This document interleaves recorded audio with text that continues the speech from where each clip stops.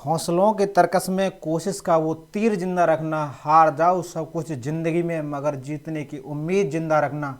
Hello नमस्कार साथियों, स्वागत है आपका अपने यूट्यूब चैनल एचएस डेटा में। साथियों, आज मैं आपके सामने एक ऐसी सीरीज लेके आया हूँ जो आपके एग्ज़ाम के पॉइंट ऑफ व्यू से काफ़ी इम्पोर्टेंट होने वाली है। हौसलों की उड़ान सीरीज में एपिसोड नंबर फर्स्ट है और कम से कम इस सीरीज में 5 एपिसोड आएंगे जो आपके पैट के एग्ज़ाम को, जो यूपी ट्रिपल एससी का एग्ज़ाम है पैट, उसके लिए ये रामबाण साबित होगी। तो आज इसका एपिसोड नंबर फर्स्ट है। मैं सिलेबस के अकॉर्डिंग ही क्वेश्चन कराऊंगा, तो आप मेरे साथ बने रहना लास्ट तक वीडियो में। अगर वीडियो अच्छी लगे तो लाइक करना, चैनल को सब्सक्राइब करना। चलिए शुरू करते हैं बिना किसी देरी के मोटिवेशन कोट के साथ। वक्त आने दे दिखा देंगे तुझे ए आसमां, वक्त आने दे दिखा देंगे तुझे ए आसमां, हम अभी से क्यों बताएं क्या हमारे दिल में है, देख लेंगे जोर कितना बाजुए कातिल में है। तो चलिए शुरू करते हैं पहले क्वेश्चन की तरफ। एस आकृति का महासागर कौन सा है? हिंद महासागर, अटलांटिक महासागर, आर्कटिक महासागर है प्रशांत महासागर। तो इसका सही आंसर हो जाएगा अटलांटिक महासागर, ऑप्शन नंबर बी। है कहाँ ये भी देख लीजिए, पूरी व्यवस्था करके लाया हूँ, अंत तक आप बने रहना। ये है अटलांटिक महासागर और ये आप जो देख रहे हैं इस तरह एस आकृति का ये महासागर है। आगे चलते हैं। विश्व की सबसे ऊंची चोटी कौन सी है? विश्व की माउंट केटू, कंचनजंगा, माउंट एवरेस्ट या माउंट डेनाली। तो इसका जो सही आंसर हो जाएगा माउंट एवरेस्ट। है कहाँ स्थित ये स्थित है नेपाल में। इसको कहते हैं क्या? सागर माथा। इतनी पड़ चुकी है ये कि ऐसा लगता है जैसे इंडिया में हो। केटू ये भारत की सबसे ऊंची चोटी है, भारत की। और ये कंचनजंगा भारत की दूसरी सबसे ऊंची चोटी है। केटू है यहाँ पीओके में। और सागर माथा की बात करें, सागर माथा कहाँ है?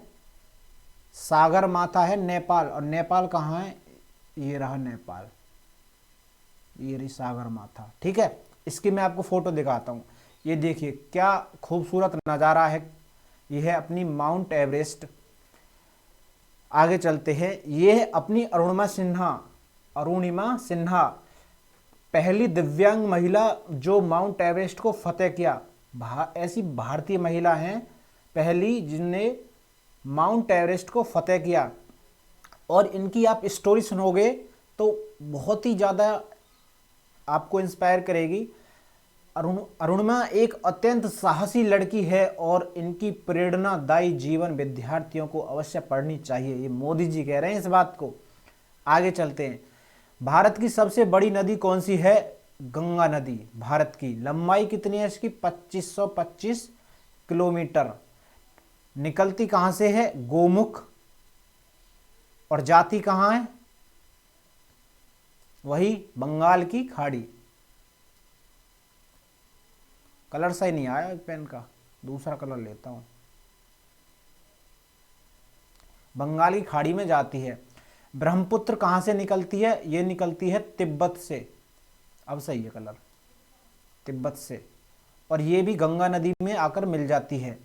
अमेजन नदी ये साउथ यूएसए की सबसे बड़ी नदी है। और नील नदी विश्व की सबसे बड़ी नदी है, नील नदी। और है किस महाद्वीप में? यह है आपकी अफ्रीका महाद्वीप में। आगे चलते हैं। भारत का एकमात्र सक्रिय ज्वालामुखी बैरन ज्वालामुखी है कहाँ? अंडमान एंड निकोबार द्वीप पर एकमात्र सक्रिय ज्वालामुखी है। एटना की बात करें तो यह है इटली। आगे चलते हैं। निम्न में से कौन सी नदी पूर्व से पश्चिम की ओर बहती है? इस तरह पूर्व से पश्चिम की ओर। तो कौन सी नदी है? नर्मदा और ताप्ती दोनों नदी ये भारत की एकमात्र ऐसी नदी है जो पूर्व से पश्चिम की ओर बहती हैं। ये देखिए, ये रही आपकी गंगा, सॉरी नर्मदा। ये बहकर जा कहाँ रही है? अरब सागर में। ये रही ताप्ती, ये भी कहाँ जा रही है? अरब सागर में। ये दो एकमात्र ऐसी नदी हैं। और निकलती कहाँ से? ये अमरकंटक से निकलती है नर्मदा नदी। याद रखना, बहुत ही इंपॉर्टेंट क्वेश्चन है ये। आगे चलते हैं। भारत में वर्तमान में कितने केंद्र शासित प्रदेश हैं? वर्तमान की बात करें तो वर्तमान में 8। पहले थे 7, फिर 2 ऐड हुए, हो गए 9, अब 2 को 1 किया, फिर से हो गए 8। लद्दाख और जम्मू कश्मीर जब केंद्र शासित प्रदेश बने तो हो गए 9। दादर नगर हवेली और दमन दीप को 1 कर दिया, फिर हो गए 8। अब वर्तमान में है 8। आगे चलते हैं। भारत का क्षेत्रफल के अनुसार सबसे बड़ा राज्य अकॉर्डिंग टू एरिया, राजस्थान सबसे बड़ा राज्य। सबसे छोटा गोवा वाले बीच पर, गोवा सबसे छोटा। सबसे बड़ा जनसंख्या में अपना उत्तर प्रदेश, और सबसे छोटा जनसंख्या में सिक्किम। और सिक्किम की राजधानी क्या है? गंगटोक। कंचनजंगा सिक्किम में स्थित है, अभी जो पढ़ाया था। आगे चलते हैं। भारत का सबसे बड़ा राष्ट्रीय उद्यान हेमिस राष्ट्रीय उद्यान, और है कहाँ? लद्दाख में। लद्दाख में है हेमिस राष्ट्रीय उद्यान। और सबसे छोटा ये है आपका साउथ बटन, साउथ बटन, और है कहाँ? अंडमान एंड निकोबार में। Jim Corbett national park Bharat का सबसे पहला नेशनल पार्क है ये, first national park of India.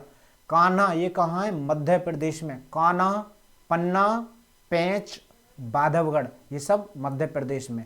आगे चलते हैं। पाक जल संधि किस किस को अलग करती है? भारत और श्रीलंका। ये रही पाक जल संधि। ये भारत है और ये आपका इंडिया का ये तमिलनाडु, और ये आपका श्रीलंका। और जोड़ दी किस किस को? ये बंगाल की खाड़ी और मन्नार की खाड़ी, यानी अरब सागर कह सकते हैं। आगे चलते हैं। निम्न में से भारत का क्षेत्रफल के अनुसार सबसे छोटा केंद्र शासित प्रदेश कौन सा है?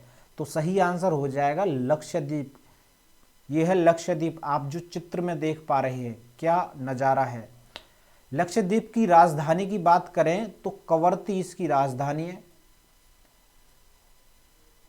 अंडमान निकोबार ये बंगाल की खाड़ी में स्थित है, बंगाल की खाड़ी। और लक्षद्वीप कहाँ है? ये अरब सागर में, अरब सागर में। लोकेशन देखिए, लक्षद्वीप सबसे छोटा है। और सबसे बड़े की बात करें तो बड़ा है, सबसे बड़ा जो अभी हाल ही में नया बना है लद्दाख। सबसे बड़ा केंद्र शासित प्रदेश है लद्दाख। लक्षद्वीप की लोकेशन देखिए, ये अपना इंडिया, और ये क्या है? ये लक्षद्वीप। ये आपको जो दिखाई दे रहे हैं ना इस तरह की बिंदी जैसी, ये लक्षद्वीप। और हाँ, बहुत ही इंपॉर्टेंट क्वेश्चन, इसकी लैंग्वेज क्या है? लक्षद्वीप की जो लैंग्वेज है वो है मलयालम, जो केरल की भी लैंग्वेज है, मलयालम। और हाई कोर्ट भी लक्षद्वीप का केरल का ही हाई कोर्ट लगता है, मलयालम। आगे चलते हैं। विश्व का सबसे बड़ा मरुस्थल सहारा मरुस्थल, ये देखिए है कहाँ? अफ्रीका, उत्तरी अफ्रीका में इसको कह सकते हैं। भारत का सबसे बड़ा मरुस्थल थार मरुस्थल। एशिया का सबसे बड़ा मरुस्थल गोवी का मरुस्थल, जो मंगोलिया और चाइना की सीमा पर है। आगे चलते हैं। दक्षिण भारत में जून और जुलाई में बारिश किस मानसून से होती है? ये दक्षिण भारत में जो हवाएं चलती हैं इस तरह चलती हैं। तो ये कौन सा मानसून है? दक्षिण और ये पश्चिम। दक्षिण पश्चिम मानसून से दक्षिण भारत में वर्षा होती है। हड़प्पा सभ्यता के खंडर किस नदी के तट पर पाए गए? हड़प्पा सभ्यता के खंडर रावी नदी के तट पर ये पाए गए। सबसे पुराना वेद कौन सा है? ऋग्वेद सबसे पुराना वेद है, और ऋग्वेद, सामवेद, यजुर्वेद, इन तीनों को मिलाकर कहते हैं त्रिवेद। सबसे पहले किस धातु का प्रयोग किया गया था? सबसे पहले तामा का प्रयोग किया गया, तामा धातु का। ऋग्वेद में बात करें तो 1028 सूक्त हैं। गायत्री मंत्र का जो संबंध है वो किस वेद में है? ऋग्वेद में। 10 मंडल हैं, और 10वां जो मंडल है वो है पुरुष सूक्त से संबंधित। आगे चलते हैं। गौतम बुद्ध का जन्म कहाँ हुआ था? तो इसका सही आंसर हो जाएगा लुम्बिनी। गौतम बुद्ध ने अपना पहला उपदेश कहाँ दिया था? सारनाथ। और ज्ञान की प्राप्ति उनको कहाँ हुई थी? वो हुई थी बोध गया में। बचपन का नाम था उनका सिद्धार्थ। गृह त्याग की घटना को क्या कहते हैं? महापरिनिर्वाण। महापरिनिर्वाण।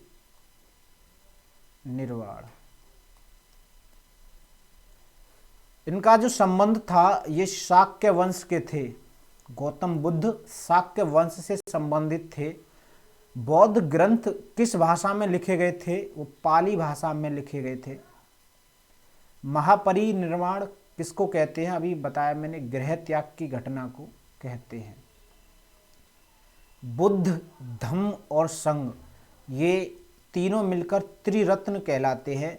बुद्ध के त्रिरत्न कौन से हैं? बुद्ध, धम्म और संघ। आगे चलते हैं। राष्ट्रपति बनने के लिए कम से कम कितनी आयु की आवश्यकता होनी चाहिए?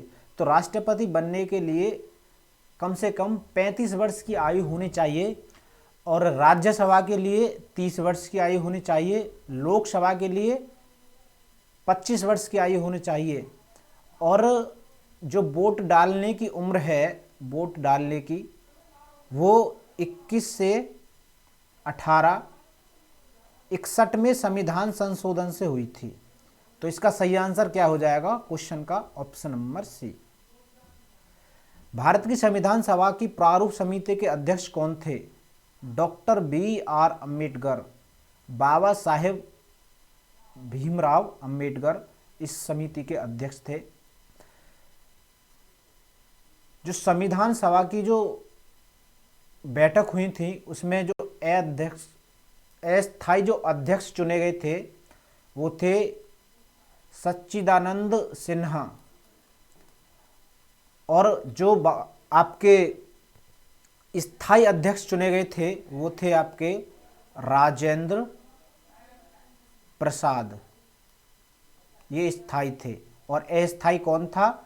सच्चिदानंद सिन्हा। आगे चलते हैं। सरदार वल्लभ भाई पटेल को सरदार की उपाधि किसके द्वारा दी गई थी? ये गांधी जी के द्वारा इनको उपाधि दी गई। संविधान को अंगीकृत कब किया गया? इसको 26 नवंबर 1946 को अंगीकृत किया गया। संविधान संशोधन किस अनुच्छेद में है? अनुच्छेद 368 में संविधान संशोधन है। संविधान को बनने में कुल 2 वर्ष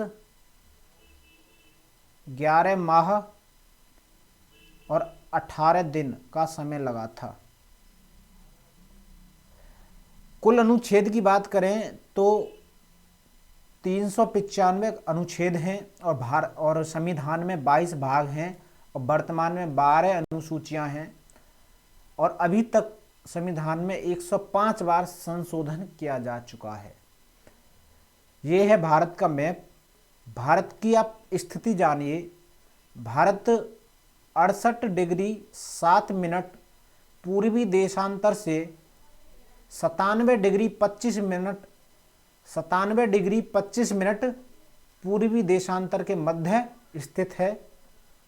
भारत का पूर्वी बिंदु है किबिथु और पश्चिमी बिंदु है गौरमाता।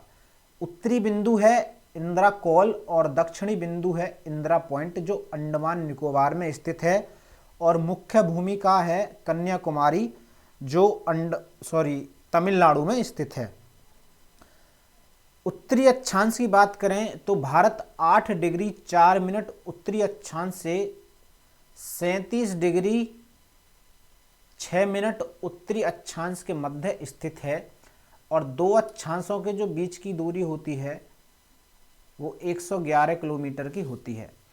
पूर्व से पश्चिम की जो कुल लंबाई है भारत की 2933 किलोमीटर है। और उत्तर से दक्षिण की जो कुल लंबाई है भारत की वो 3214 किलोमीटर है। कुल एरिया की बात करें तो भारत का जो कुल एरिया है 263 किलोमीटर स्क्वायर है। आगे थोड़ी सी और इसके बारे में बात करें, पाकिस्तान है, ये पाकिस्तान की राजधानी इस्लामाबाद और इसकी जो करेंसी है वो रुपया है।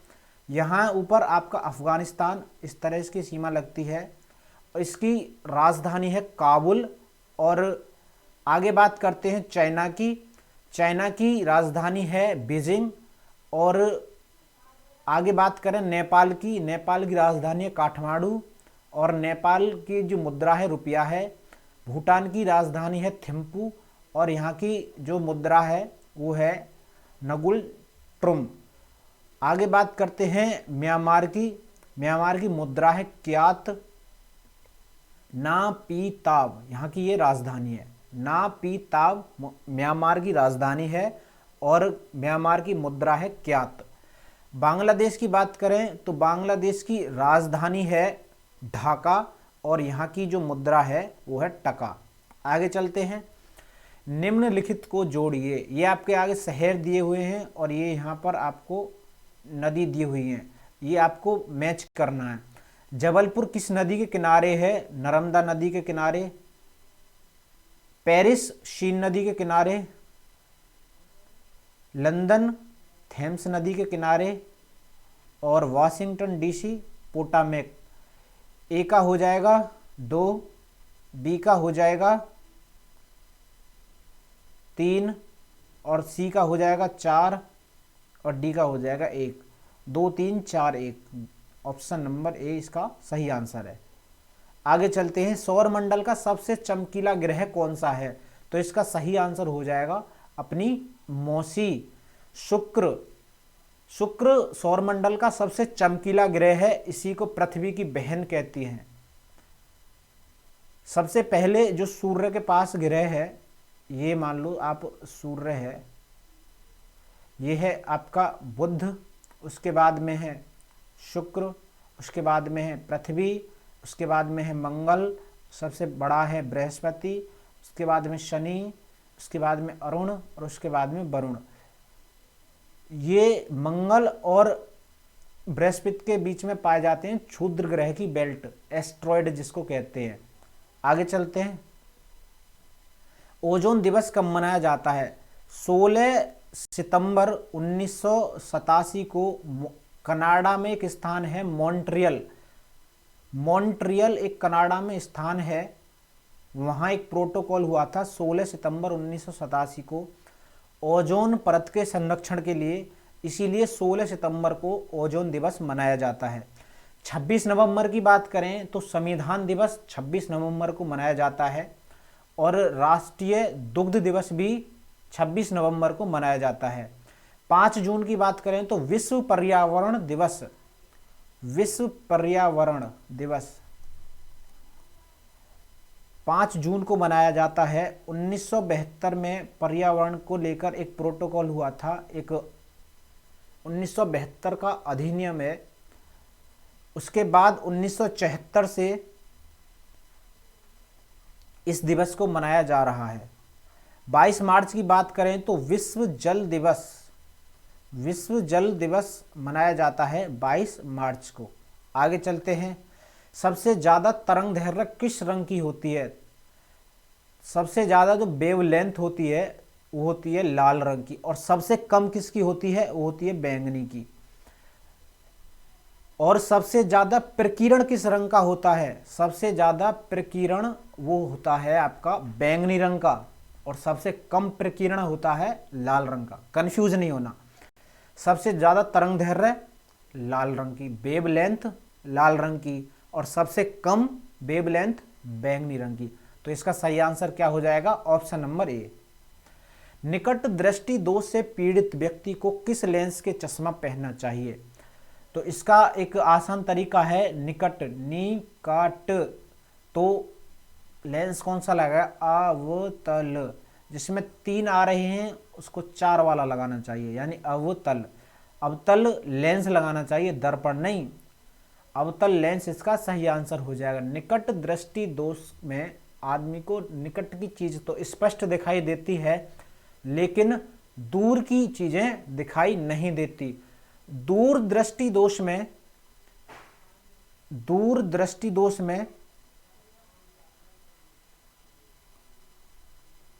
उत्तल लेंस का प्रयोग किया जाता है। दूर दृष्टि दोष में उत्तल लेंस का प्रयोग किया जाता है, और मनुष्य को दूर दृष्टि दोष में दूर की चीजें स्पष्ट दिखाई देती हैं और पास की चीजें स्पष्ट दिखाई नहीं देती। आगे चलते हैं। दाब मापने के लिए किस यंत्र का प्रयोग किया जाता है। दाब मापने के लिए बैरोमीटर का प्रयोग किया जाता है।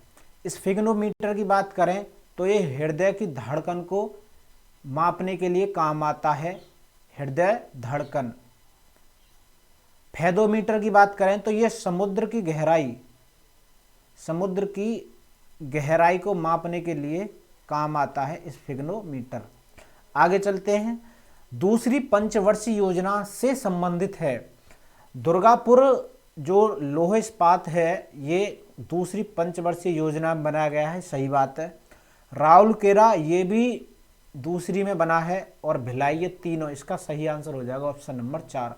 भिलाई सोवियत संघ, जिसको वर्तमान में रूस कहते हैं, रूस की सहायता से इसको बनाया गया है।